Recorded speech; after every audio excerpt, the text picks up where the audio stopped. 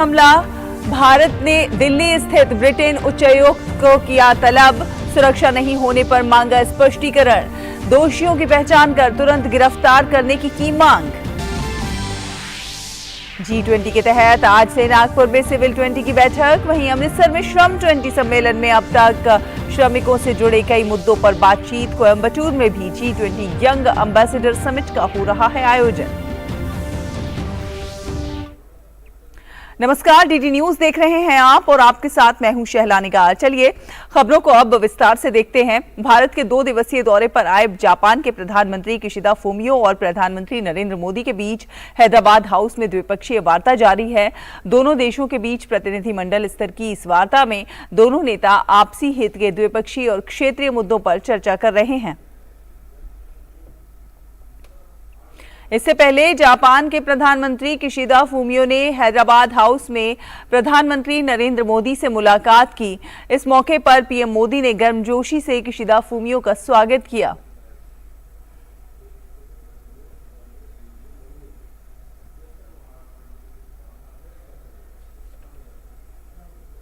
भारत के 2 दिवसीय दौरे पर आए जापान के प्रधानमंत्री किशिदा फुमियो ने राजघाट पर राष्ट्रपिता महात्मा गांधी को पुष्पांजलि अर्पित की।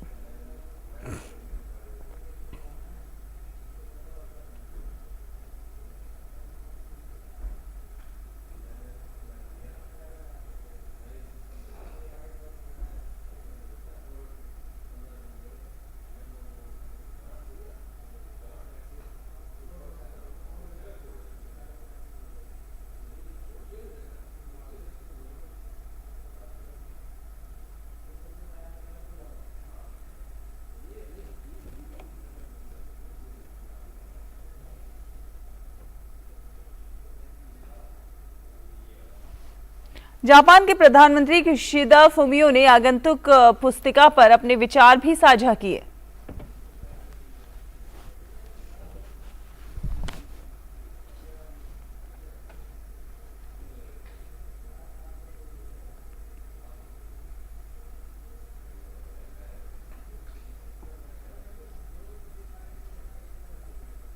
इससे पहले जापान के प्रधानमंत्री किशिदा फुमियो का नई दिल्ली पहुंचने पर केंद्रीय मंत्री राजीव चंद्रशेखर ने स्वागत किया।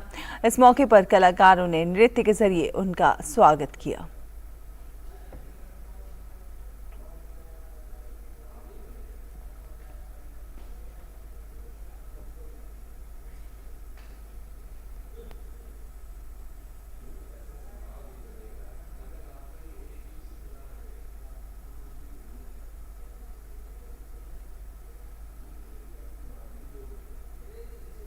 और बात करेंगे संसद के बजट सत्र की, तो आज भी हंगामे के साथ इसकी शुरुआत हुई। सांसदों के हंगामे के कारण दोनों सदनों की कार्यवाही दोपहर 2 बजे तक स्थगित कर दी गई। लोकसभा में सत्तापक्ष की ओर से राहुल गांधी के बयान को लेकर हंगामा हुआ, तो वहीं विपक्षी सांसद तख्तियां लेकर वेल में आ गए। विपक्षी सांसदों ने जेपीसी की मांग को लेकर नारेबाजी की।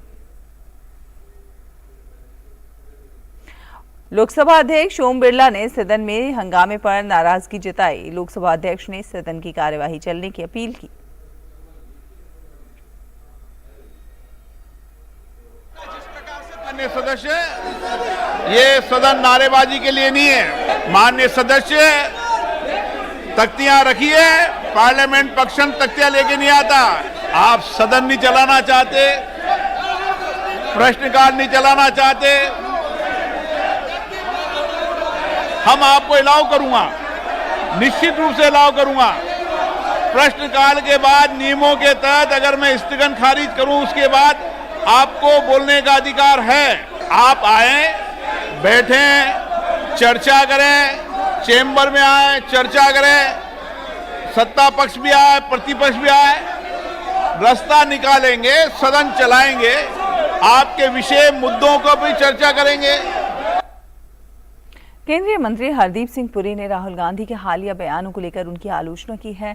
प्रेस वार्ता को संबोधित करते हुए हरदीप सिंह पुरी ने कहा है कि राहुल गांधी ने लंदन में देश के लोकतंत्र, मीडिया और न्यायपालिका पर जिस तरह से सवाल खड़े किए हैं, उस पर उन्हें देश से माफी मांगनी चाहिए। कही जिसपे कुछ लोगों ने कमेंट किया है, पर मुझे लग रहा है कि the full import of those statements has not really been understood. One of the statements he has made is that we are facing, and I'm quoting, quote, we are facing an attack on the basic structure of Indian democracy. In the Constitution, India is defined as a union of states, and that union requires a negotiation. And then he goes on to compare the Indian Union with the European Union. उन्होंने कहा कि राहुल गांधी ने विदेशी ताकतों को भारत के आंतरिक मामलों में हस्तक्षेप करने के लिए उकसाया है। इसके लिए उन्हें देश से माफी मांगनी चाहिए।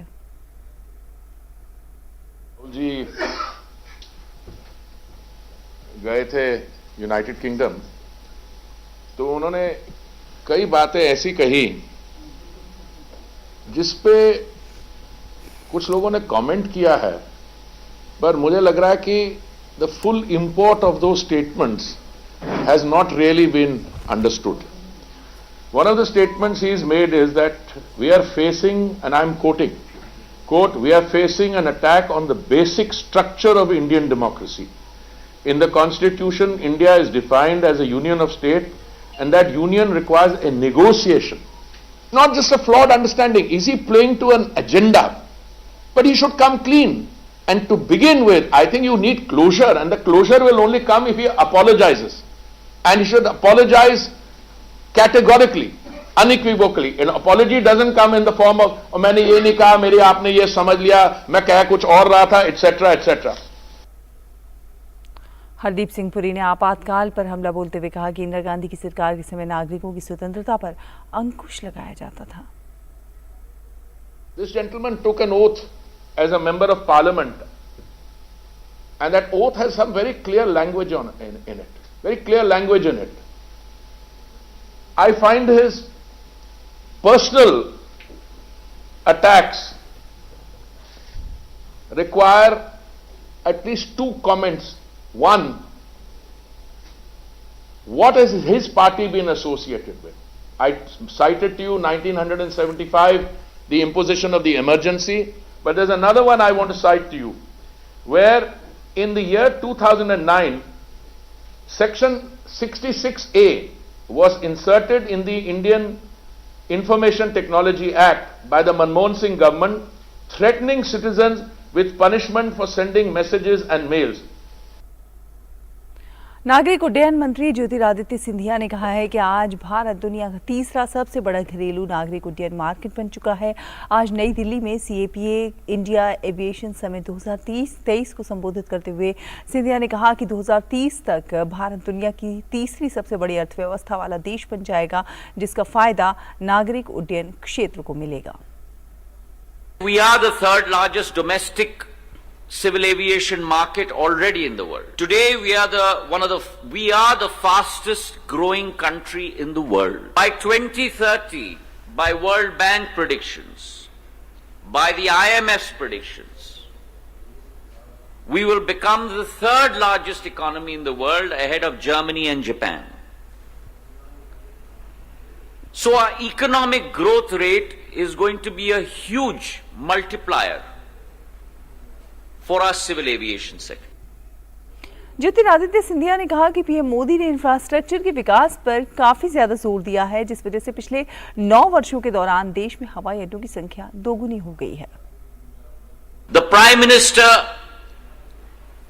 has concentrated, laid great emphasis on the development of infrastructure. 70 years or 67 years of India's independence, we had built 74 airports.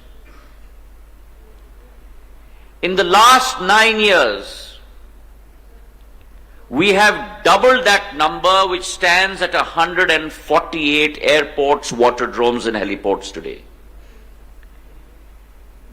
That is the rapidity with which infrastructure is being built out. Delhi आबकारी मामले पर तेलंगाना के मुख्यमंत्री की बेटी के कविता आज फिर एक बार प्रवर्तन निदेशालय के सामने पेश हुई हैं। ईडी ने आबकारी नीति मामले में के कविता को समन जारी किया था।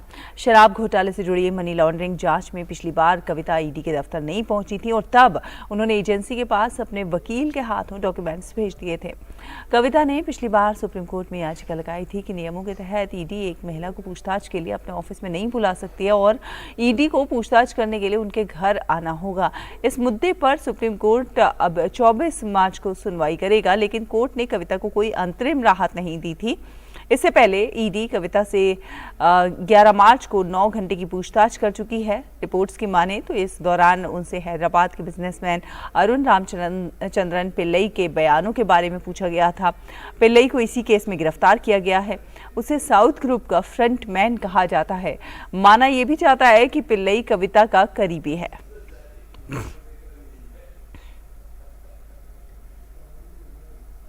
और ब्रिटेन में भारतीय हाई कमीशन पर हमला करके चरमपंथियों ने कामकाज में बाधा डालने की कोशिश की है। इस घटना पर भारत सरकार ने कड़ी प्रतिक्रिया जाहिर की है। दिल्ली स्थित ब्रिटेन के उच्चायुक्त को तलब किया गया है और लंदन में हुई इस घटना की निंदा की गई है। भारत सरकार की ओर से कहा गया है कि ब्रिटिश सुरक्षा व्यवस्था का इस तरह से अनुपस्थित रहना गहरी चिंता का विषय है। भारत ने इस मामले में मांग की है कि ब्रिटिश सरकार फौरन दोषियों की पहचान करे और उनकी गिरफ्तारी समेत जरूरी कार्रवाई करे। भारत के इस रुख के बाद ब्रिटिश उच्चायुक्त ने इस घटना की कड़े शब्दों में निंदा की है। भारत में ब्रिटिश उच्चायुक्त एलेक्स एलिस ने लंदन में हुई घटना की निंदा करते हुए ट्वीट किया है और कहा है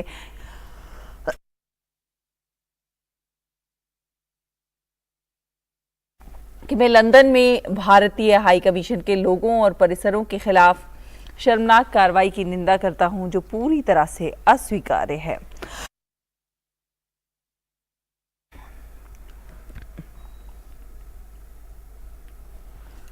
रुकेंगे एक छोटे से ब्रेक के लिए। ब्रेक के उस पार कुछ और खबरें होंगी। आप देखते रहिए डीटी न्यूज। पता है, लोग अक्सर मुझसे पूछते हैं कॉल सेंटर का स्टेडी जॉब क्यों छोड़ा। I wanted more out of life. बस मैंने अपना स्टार्टअप शुरू किया। जानना चाहोगे कैसे? Then start up your own business as an LIC agent. यहाँ सब कुछ है। Great products, zero investment, leading organization and unlimited opportunities. तो क्या आप तैयार हैं? LIC एजेंट बनो। अब बड़ा सोचो। हमारी वेबसाइट पर जाएं या अपनी नजदीकी LIC शाखा से संपर्क करें।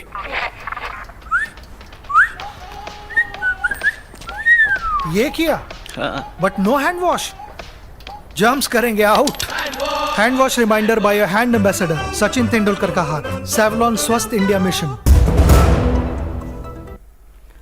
ब्रेक के बाद स्वागत है आपका। पंजाब में अमृतपाल सिंह के खिलाफ सर्च ऑपरेशन जारी है। राज्य में कानून व्यवस्था को देखते हुए एक ताज़ा आदेश में राज्य में सभी मोबाइल इंटरनेट सेवाओं को कल दोपहर तक के लिए निलंबित कर दिया गया है।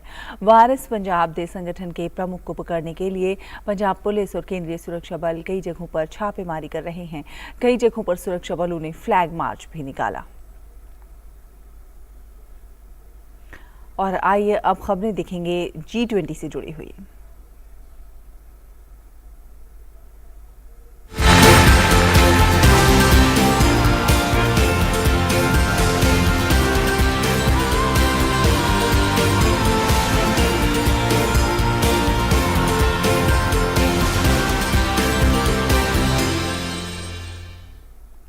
भारत की अध्यक्षता में G20 के अंतर्गत सिविल 20 इंडिया की बैठक आज से नागपुर में हो रही है। 2 दिन की इस बैठक में दुनिया भर के सामाजिक संगठनों को ये बताने का अवसर मिलेगा कि G20 के नेताओं से जनता की क्या अपेक्षाएं हैं।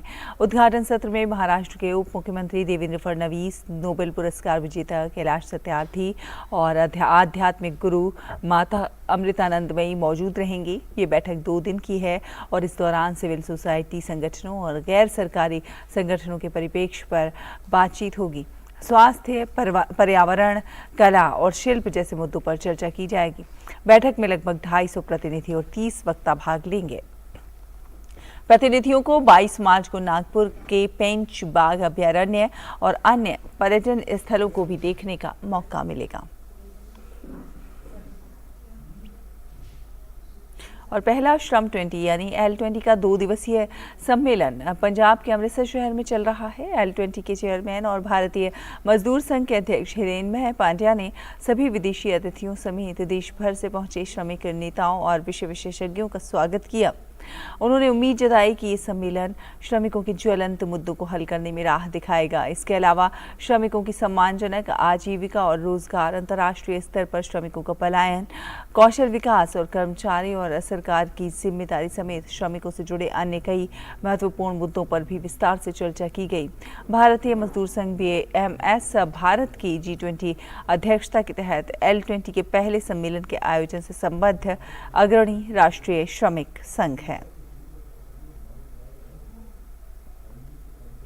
तमिलनाडु के कोयम्बटूर स्थित Shri Krishna college of engineering and technology में G20 यंग एम्बेसडर समिट 2023 का आयोजन किया जा रहा है। केंद्रीय सूचना एवं प्रसारण राज्य मंत्री डॉक्टर एल मुरुगन ने सम्मेलन को संबोधित किया। G20 यंग एम्बेसडर समिट वैश्विक चुनौतियों पर चर्चा करने के लिए दुनिया भर के युवा नेताओं को एक मंच पर लाता है। G20 young ambassador summit 2023 Bharat के युवा केंद्रित प्रयासों का उदाहरण होगा और दुनिया भर के युवाओं को इसके मूल्यों और नीतिगत उपायों को प्रदर्शित करने का अवसर प्राप्त होगा। G20 समिट युवाओं को वैश्विक मुद्दों के बारे में जागरूकता बढ़ाने, विचारों का आदान प्रदान करने, बातचीत करने तथा आम सहमति तक पहुंचकर भविष्य के नेता बनने के लिए प्रोत्साहित करता है। G20 यंग एम्बेसडर समिट 2023 की theme fuelling the future of global youth है। देश में पिछले कुछ हफ्तों से कोरोना के बढ़ते हुए मामलों को देखते हुए स्वास्थ्य मंत्रालय ने बीमारी को लेकर संशोधित दिशा निर्देश जारी किए हैं। इसमें कहा गया है कि एंटीबायोटिक दवाओं का उपयोग तब तक नहीं किया जाना चाहिए जब तक कि जांच से कोरोना संक्रमण होने की पुष्टि नहीं हो। संशोधित दिशा निर्देशों में कहा गया है कि दवा लेने से पहले कोरोना संक्रमण के साथ अन्य स्थानीय संक्रमण की संभावना को भी ध्यान में रखा जाना चाहिए। हल्की बीमारी में स्टेरॉइड्स के इस्तेमाल की सलाह नहीं दी जाती है। मंत्रालय ने शारीरिक दूरी बनाए रखने, बंद जगहों पर मास्क के इस्तेमाल, समय समय पर साबुन से हाथ धोते रहने को कहा है।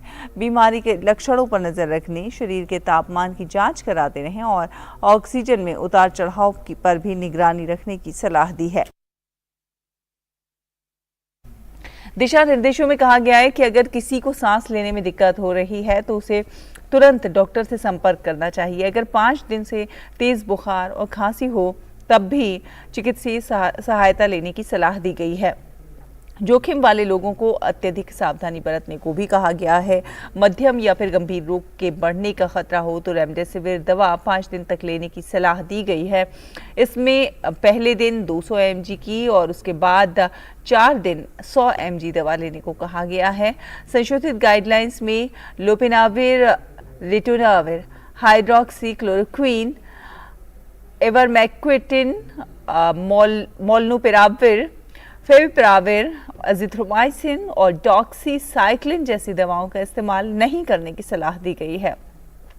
कोविड-19 पर राष्ट्रीय निगरानी समूह ने वयस्क कोविड-19 रोगियों के इलाज के लिए प्लाज्मा थेरेपी का उपयोग न करने की सलाह दी है।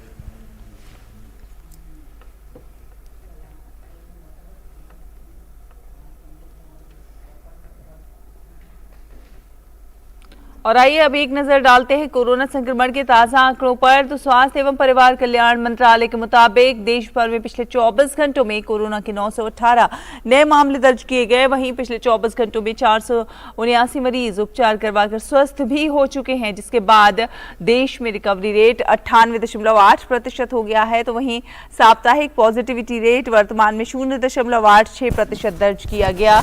इसके साथ ही दैनिक पॉजिटिविटी रेट 2.08% दर्ज किया गया। देश में कोरोना के सक्रिय मामलों की संख्या 6,350 है।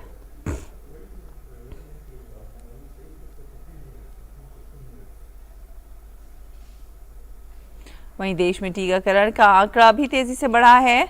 कोविड महामारी के खिलाफ सबसे प्रभावी हथियार के रूप में शुरू किए गए टीकाकरण अभियान के तहत देश में अब तक 220.65 करोड़ से अधिक टीकों की खुराक दी जा चुकी है। पिछले 24 घंटों में 1,246 से अधिक कोविड टीके लगाए गए। रुकेंगे एक छोटे से ब्रेक के लिए, जल्द हाजिर होंगे। आप देखते रहिए डीडी न्यूज़।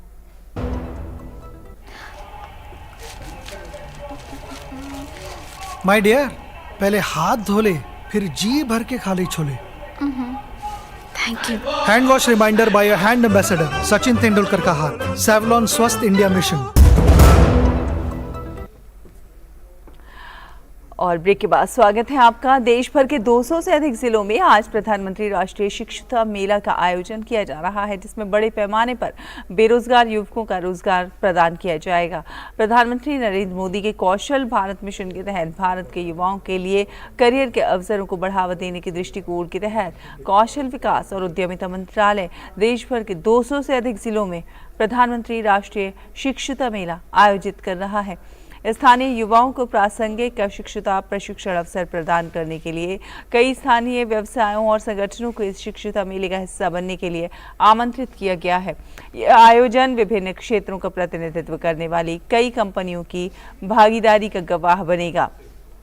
एक ही मंच के माध्यम से भाग लेने वाले संगठन संभावित प्रशिक्षुओं से जुड़ सकते हैं और मौके पर ही उनकी आवश्यकताओं को पूरा करने वालों का चयन कर सकते हैं। इस मेले के माध्यम से उम्मीदवार राष्ट्रीय व्यावसायिक शिक्षा और प्रशिक्षण परिषद से मान्यता प्राप्त प्रमाणन भी अर्जित करेंगे, जिससे प्रशिक्षण सत्रों के बाद उनकी रोजगार दर में सुधार होगा। बात मौसम की करें तो उत्तर भारत के तमाम हिस्सों में मौसम इन दिनों कुछ अलग मिजाज में नजर आ रहा है। दिल्ली में आज गरज के साथ बारिश होने की संभावना जताई जा रही है। मौसम विभाग ने ऑरेंज अलर्ट जारी किया है और मौसम की गतिविधियों में तेज बदलाव को देखते हुए लोगों से तैयार रहने की अपील की है। मौसम विभाग ने कहा है कि तेज हवाएं भी चल सकती है। हालांकि अगले 4-5 दिनों तक अधिकतम तापमान में बड़ा बदलाव होने की संभावना नहीं है। रविवार को दिल्ली और गुरुग्राम में हल्की वर्षा हुई, जबकि पूरे राजधानी क्षेत्र में बादल छाए रहे और तेज हवाएं चलती रहीं।